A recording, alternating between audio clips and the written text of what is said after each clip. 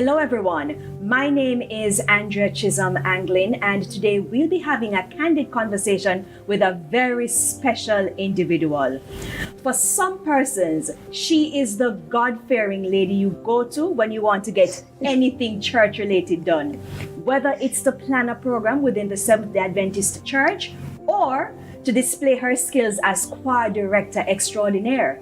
For others, she's a mother, daughter, wife, and just a person who places family front and center. She's also a media and communications consultant. And today, she'll be adding another title to her list, author. I'm talking about my very good friend, Adiese Jonas-Murphy. And this is her book. It's called I Shall Prevail, a devotional journal to help you find faith and joy amid painful circumstances. Listen, I have read some of these pages and I can tell you it's a masterpiece. It's one thing to hear about something, but it's quite another when you have to read the story that chronicles the journey, and then you also have moments of reflection. Adiese, thank you so much for speaking with me. How are you doing? I am good, and it's a privilege and pleasure. My friend. Well, first of all, you're not only a thinker, you're a doer. So let's just flash back to how this all started. We're in the middle of the COVID-19 pandemic. Right. 2021, you were in charge of the East Jamaica Conference's virtual church. And then life happened.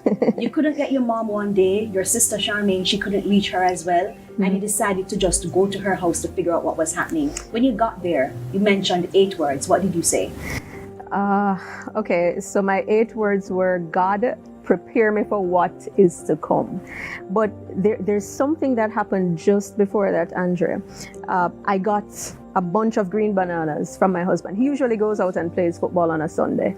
And he was coming from the district at the time. We were at Everton Park in the Hills, St. Andrew. He came home with a bunch of bananas. And he said to me, aren't you going to cut a hand to take to mommy? So I said, yeah, man, I'll take it a little later. This was 10 o'clock in the morning. 12 o'clock came, 1 o'clock, 2 o'clock, 3 o'clock, 4 o'clock. I was lazy. I didn't bother to go the Sunday to drop it off. The Monday, I was stuck in a meeting from morning, about 9 o'clock to 2 o'clock. Then we had to pick up a vehicle on the road. On the way from picking up the vehicle, I said, you know what? I'm going to carry the bunch of bananas to give to mom. So I took up my cell phone and I'm speaking with my sister. She says, Adiese, have you spoken to mom today? And I said, you know, I haven't, because we're pretty close-knit. My sister, my mom, and myself, pretty close-knit. So I hadn't spoken to her the day. So I started calling. This was like after 4 in the afternoon. So I'm in halfway through traffic, heading toward, her house, and not getting her. Called again 15 minutes later, not getting her. It's now after 5, and Sherman is saying she can't get her either. That's weird. So I decided to step on the gas and head to, I'm not gonna say how much, but I stepped on the gas and I headed to her house, got into the neighborhood as quickly as I could. And I looked down in the driveway, and at that moment I knew something was wrong. So that's when the 8 words came in. God, prepare me for what is to come. Zachary was in the back. I took him out. Zachary is my son, by the way. Took him out. We headed into the yard. We went to the front grill. I'm shouting, Mommy, Mommy, not seeing her pass. Now the front door was open, which meant if I called her, I should see her up here. I decided to call the house phone. It rang, no answer. She didn't pass. I said, no, something is definitely wrong. Went around to the side of the house, tried opening her room window. Nothing, couldn't budge. Went to the second window at the side of the house, tried opening it, couldn't budge. Went around to the back of the yard, and that was when I had an out-of-body experience, traumatic, very, very traumatic. I saw my mom on the ground, her entire right side cut up. just lying there, couldn't move. And of course, my response was to scream. So I am. Rohan and Kerry came over. That's when Rohan and Kerry came over. So They are the neighbors, by the way. that's right. So they heard my scream, they jumped out, they came out, and Rohan jumped the fence same time. I ran toward my mom. In this time, Zachary was now standing by himself, ran toward her, recognized that her eyes were open, so she was alive. I'm calling her, tapping her. She's not able to move. She's disoriented. So Rohan was with her at this time. I ran inside for her bag, her health card, everything, money that she probably would have had. Came back out, still nothing. Rohan at this time lifted her, and I said, let's get her to the hospital now. And you went to the Andrews Memorial. We went to the Andrews Memorial Hospital. So that's how it happened. She was now in the emergency unit. They, by this time, had her up on IV, running tests, all sorts of stuff. So, yeah. But when you were at the hospital, I read a part where you said you claimed the promise in 1 John 5, verse 14. Yeah, if you ask anything that's it. According to his will, he hears us. Yeah, I felt like I had a one-on-one conversation with God in a way that I never had before. God had to come through at that point for me because I was not ready to lose my mom. No, the thing is, many of us, I'm sure, have been through experiences where we have lost loved ones, we have had, negative things happen to us, bad circumstances. But in that moment, I'm saying this cannot be it. I have read in the Bible about people who had great faith and God rewarded them, Jesus rewarded them. I've read about all these stories. I've preached about them. On our program, Sunset Serenade, we have ministered about this. So I'm saying if those people were able to claim the promises of God, then why can't I in the 21st century? So here I am and I'm saying, no, God, listen, you said this. This is your promise. This is your word to me. I'm putting it back to you. You say if I ask anything, and this is what I'm asking right now.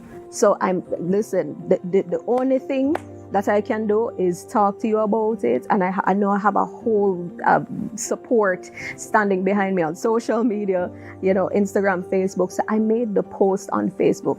I was like, listen, if you're out there right now, just stop and pray. Yeah, but before we get to the post, and by the way, for those of you watching, Sunset Serenade is aired on NCU FM Friday evenings with Adiese and her husband. Right. Why is Darren's name slipping me? And her husband, Darren Murphy, Pastor Darren Murphy. Right. All right. So that's Andrew's hospital, and you said you claimed the promise, but we haven't told them yet what your mom was, should I say, diagnosed with? Right. So we learned some hours later that she was diagnosed with an ischemic stroke that affected the left side of her brain. Now, anybody knows anything about strokes?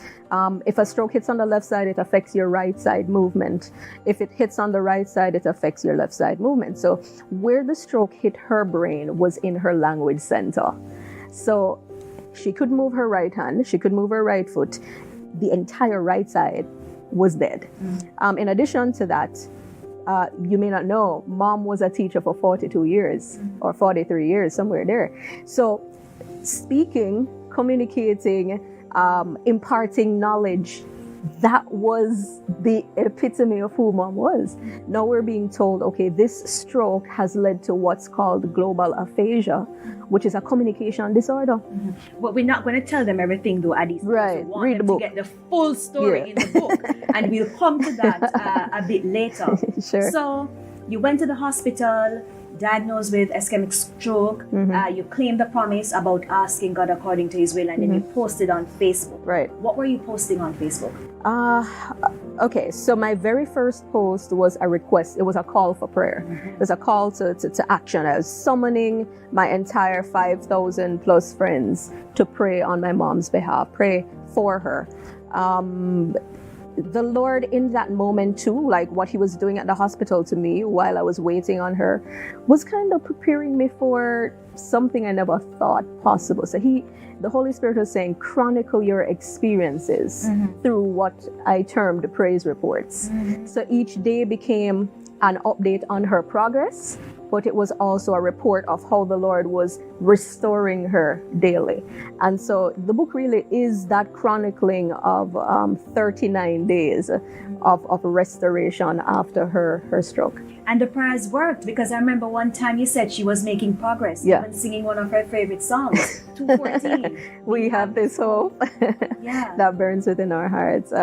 Yeah, it was just, it was amazing to see mom come from not being able to move or feed herself. By the way, she couldn't speak at all at the beginning. So day one, the day after the stroke, she wasn't able to say anything. She couldn't form a word. She couldn't drink on her own. Water would just roll out, She wasn't able to do anything. And to watch that transformation, it's like a baby, growing, but she had to now do it in a much faster span of time. So we went through therapy. That was rough.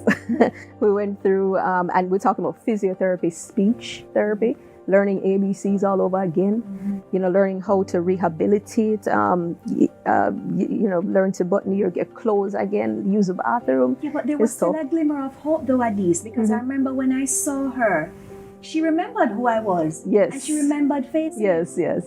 Yeah. So that's the thing.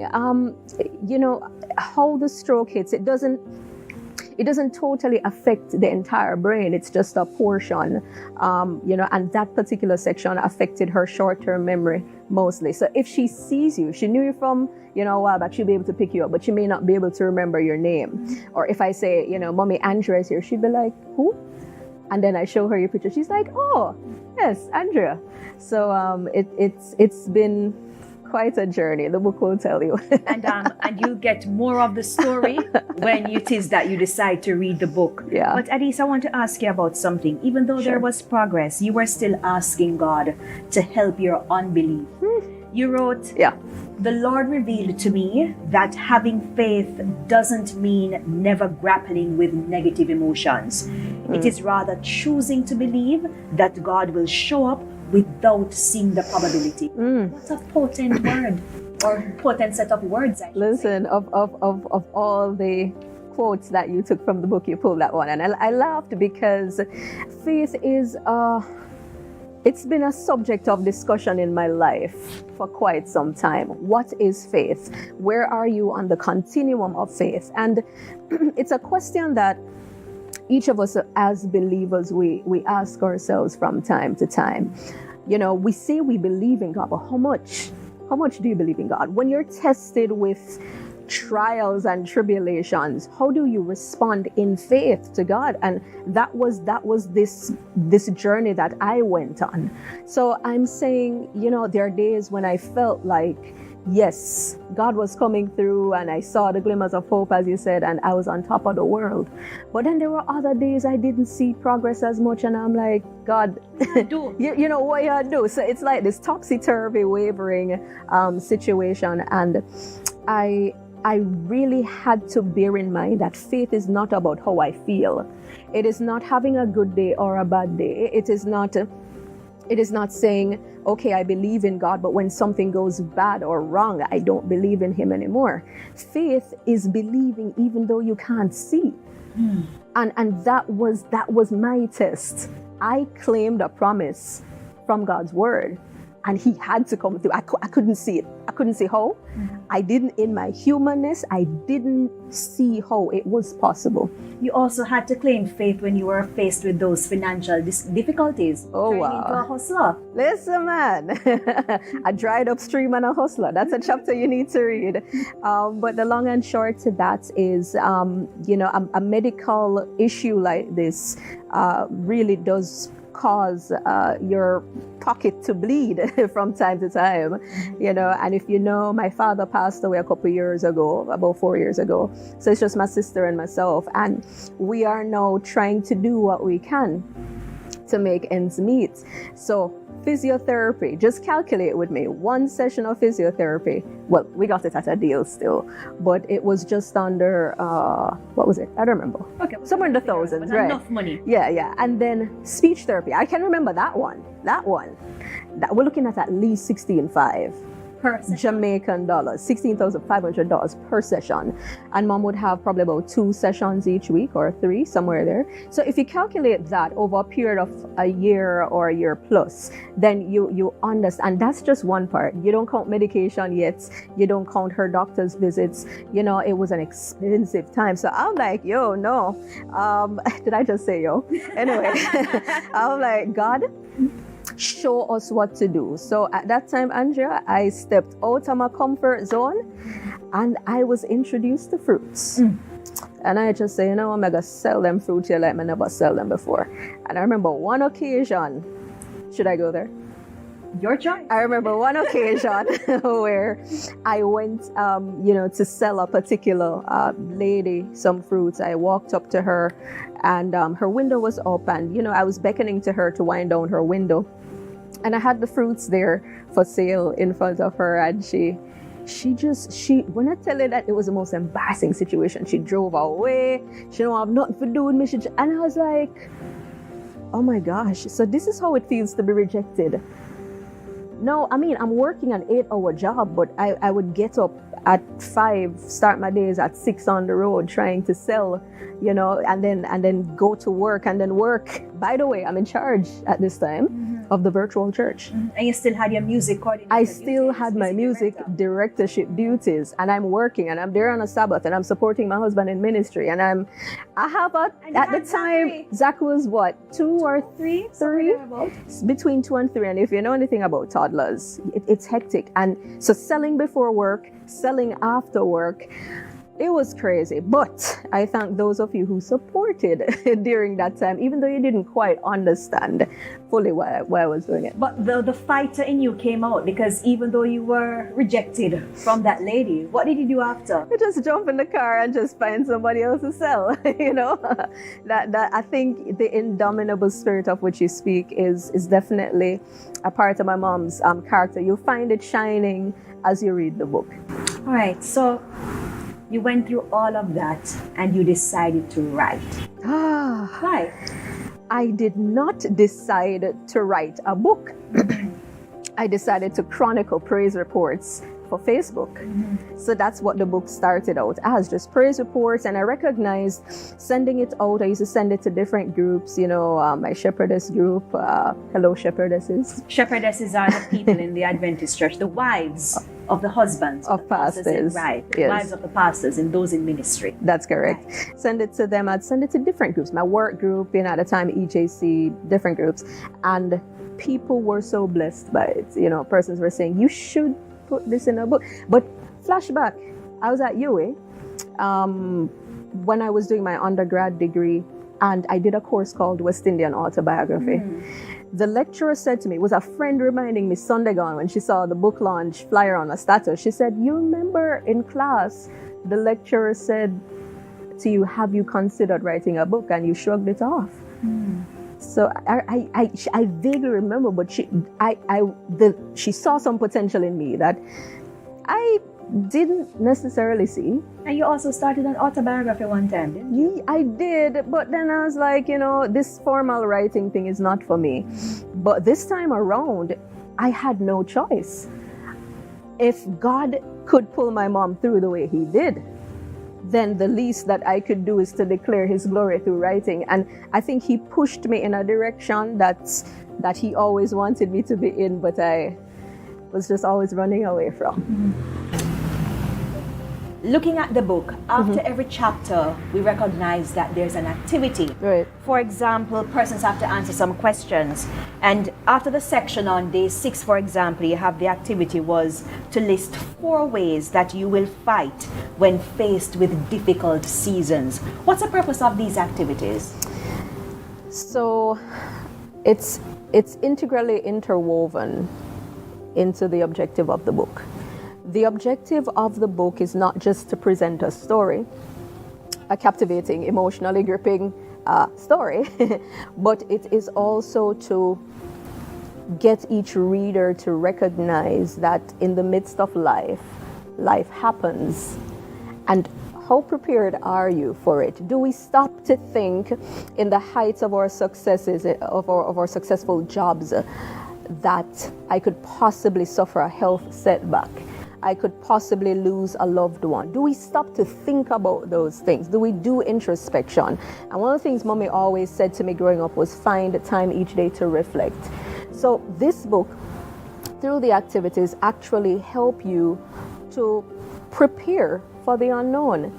So by chronicling each day what you would do, by taking on the challenges each day, what you would do, it is helping you so that when you get to a point in your life where either you get sick, you have to be out of work for 6 months lying on your back, can't earn no money, you suffer a stroke, whatever situation you find yourself in, you lose a job, you're grieving, you'll be able to look back to say, this is the promise I said I would have claimed if such and such happened to me.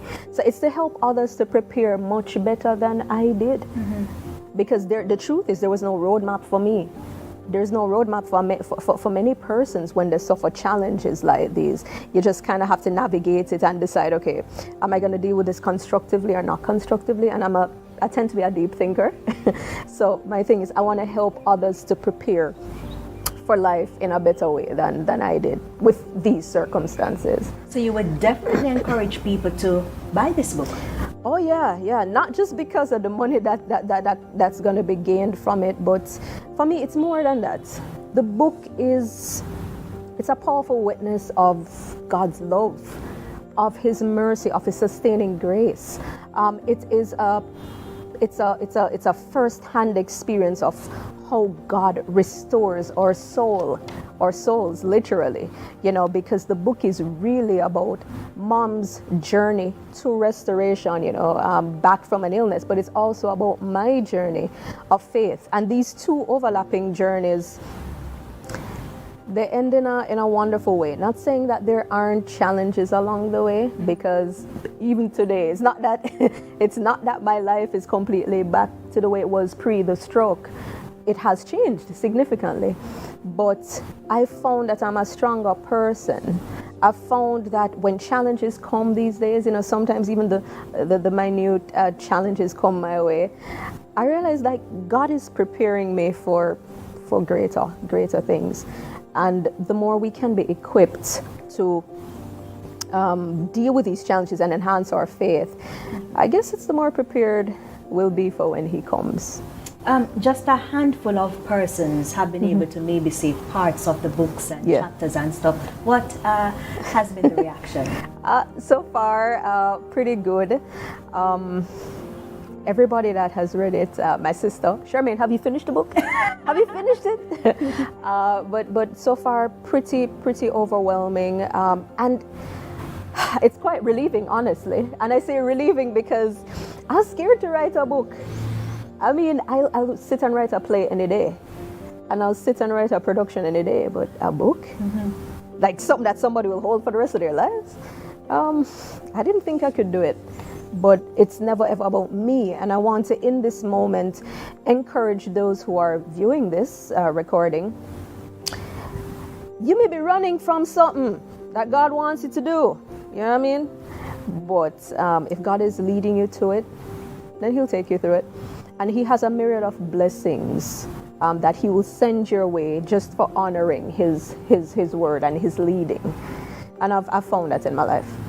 So, she has someone in her corner by the name of Pastor Glenn O. Samuels. Hi, Pastor. Good to see you. You're looking at me, I'm not seeing you. I know, right? But you'll be having an official launch. Yes. Pastor Samuels should be involved. Yeah, let me just say that Pastor Samuels has been a friend, a mentor. He has been a guide. He has been, in the book, I acknowledge him as the one who was there for my crises. And there were several of them. But he's just been a phenomenal friend and human being. President of the West Jamaica Conference. I served under his leadership for about 5 years there. And he's just a major supporter. So when he said to me, I hope you'd want to, grace us with your presence to launch the book at West Jamaica Conference, I said, are you serious? You mean you want me to come to Moby? And he said, yes, we would want you to. Mobile loves you. Yes, they do. West Jamaica loves you, and I was really honored. So I'm thankful for that. The launch is December 31 this year, 2022, last day of the year. Why the last day? Well, start the new year right. Start it on a faith journey, and looking forward to seeing the Montegonians. My son is Montegonian, you know. I am Montegonian too. Yes, I'm looking forward to the launch. Just come out and we'll have a good time. So you'll be heading to West Jamaica Conference to launch the book. Correct. So where will the launch be held? All right, so it's actually in the Noel Fraser Auditorium. Those of you in West Jamaica, you know it quite well. It's the auditorium right there at West Jamaica Conference. It should be at 4:30 in the afternoon. So we'll talk a little bit about the story. For those of you unable to head to Montego Bay, you can go to the West Jamaica Conference's YouTube page or Facebook page around about 4:30 in the afternoon. We'll be having a discussion, and then in the evening, after the sun sets, of course, I'll be selling some copies.